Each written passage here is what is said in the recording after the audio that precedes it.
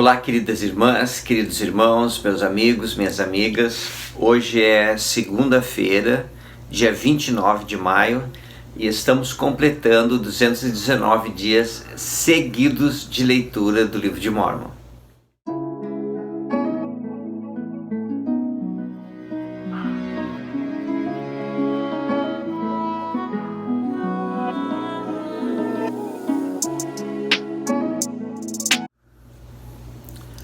Hoje nós vamos ler Mórmon capítulo 4.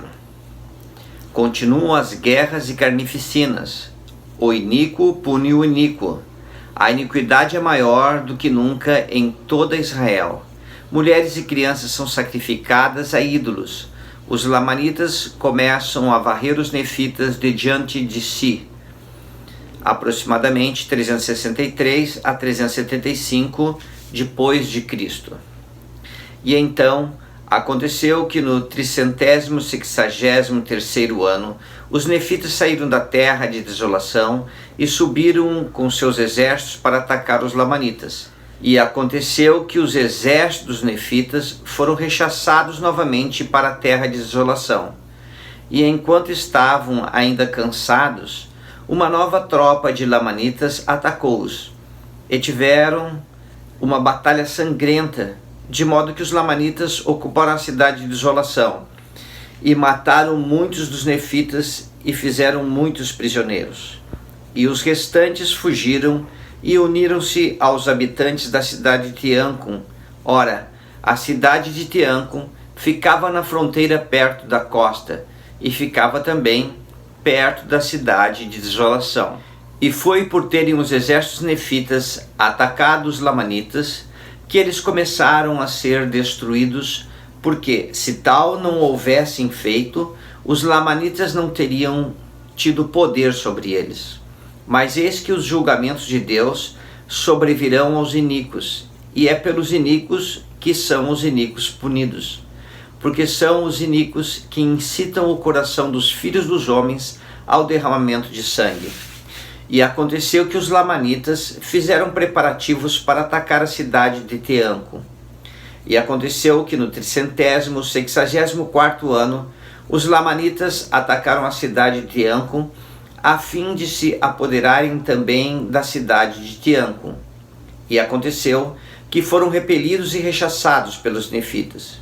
E quando os nefitas viram que haviam rechaçado os lamanitas, vangloriaram-se novamente da própria força, e foram com seu próprio poder e reconquistaram a cidade de desolação.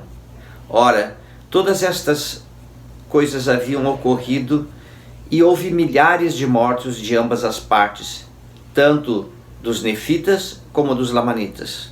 E aconteceu que no 366º ano se passou, e os lamanitas vieram novamente batalhar contra os nefitas. E ainda assim os nefitas não se arrependeram do mal que haviam praticado, mas persistiram na sua iniquidade continuamente. E é impossível que a língua descreva, ou o homem escreva uma descrição perfeita da horrível cena de sangue e carnificina que houve entre o povo, tanto nefitas como lamanitas. E o coração de todos endureceu-se, a ponto de se deleitarem com o derramamento de sangue continuamente. E nunca houve tão grande iniquidade entre todos os filhos de Leí, nem mesmo em toda a casa de Israel, segundo as palavras do Senhor, como entre este povo. E aconteceu que os lamanitas tomaram a cidade de desolação, e isto porque o seu número excedia o dos nefitas.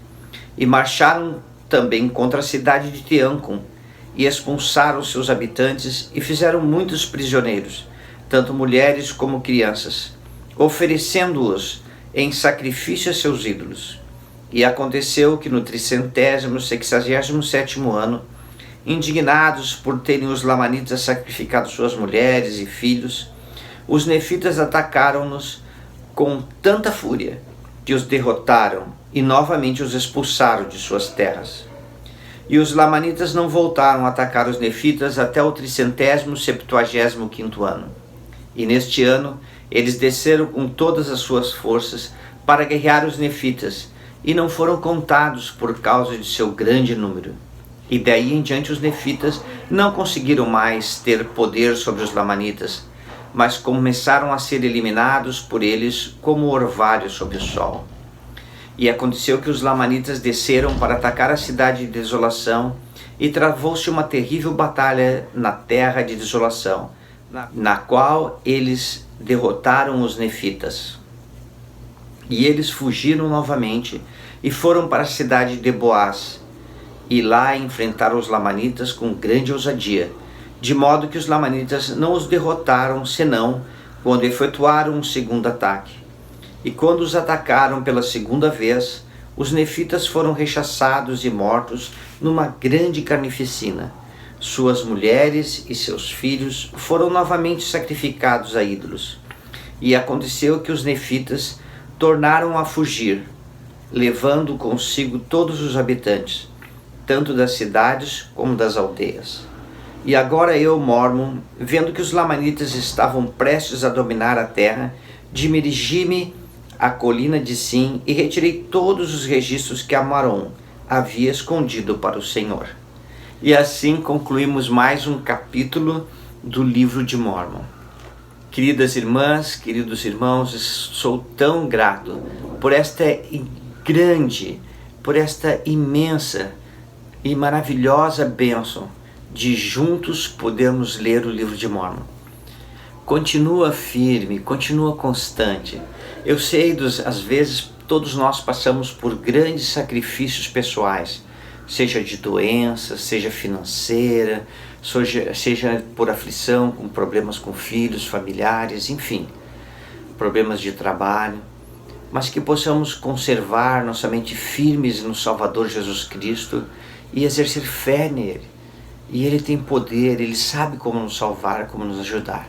E o livro de Mormon testifica a todos nós que Jesus Cristo vive, e porque ele vive, um dia poderemos ressuscitar, livres de todas as dores, enfermidades, aflições que nos afligem hoje. Isso se formos fiéis ao Senhor. Que possamos ser esse tipo de pessoas, como foi Mormon, como foi Moroni, Nefe e tantos outros que nos deram exemplo. Tchau, queridas irmãs, queridos irmãos. Continua firme, continua constante na leitura, constante na fé em Jesus Cristo. Tchau e até amanhã.